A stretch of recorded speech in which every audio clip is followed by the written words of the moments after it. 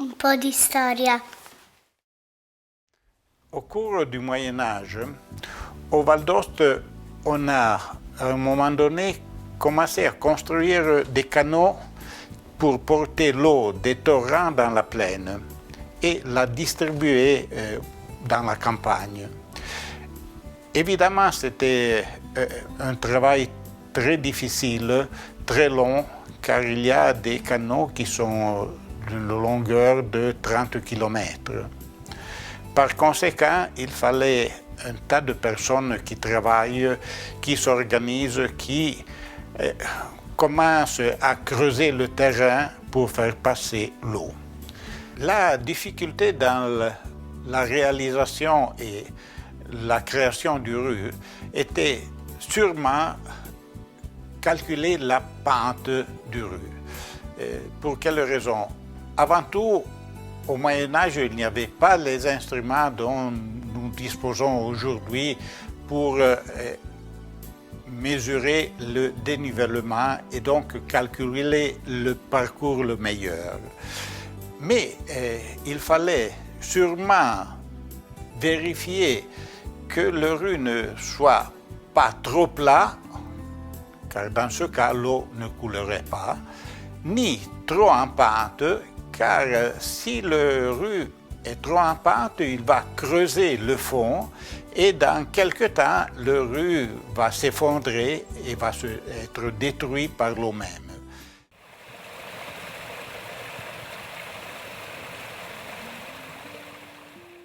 Évidemment, on pourrait se demander quelle était la raison pour construire avec si tant de travail ces rues.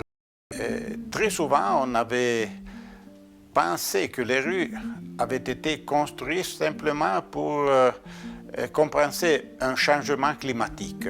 Donc, on pensait qu'il y avait eu une période où la sécheresse avait obligé les hommes à construire les rues.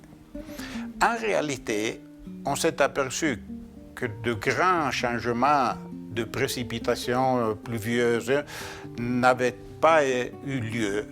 Au contraire, on a remarqué que la grande histoire de la construction des canaux des rues s'est produite entre la moitié du XIVe siècle et la moitié du XVe. En même temps, il y a eu un changement dans l'élevage, c'est-à-dire on est passé d'un élevage surtout de brebis et de chèvres à un élevage de vaches. Mais évidemment, si on change le type de bétail élevé, il faut changer le type de nourriture.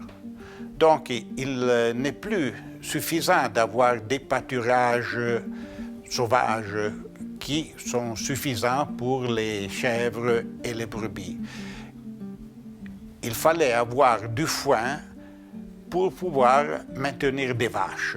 Et l'unique façon de pouvoir avoir du foin de bonne qualité était d'apporter d'eau et donc de construire des canaux pour prélever l'eau dans les torrents et les porter dans les prés. Ce changement est fondamental dans l'économie de l'élevage valdôtain.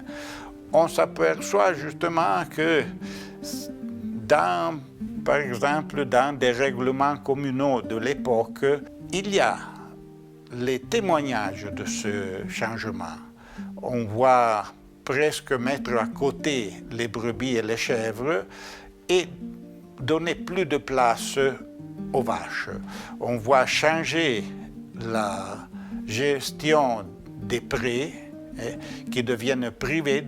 Par conséquent, on peut les travailler mieux de façon à produire davantage de foin et d'une qualité meilleure.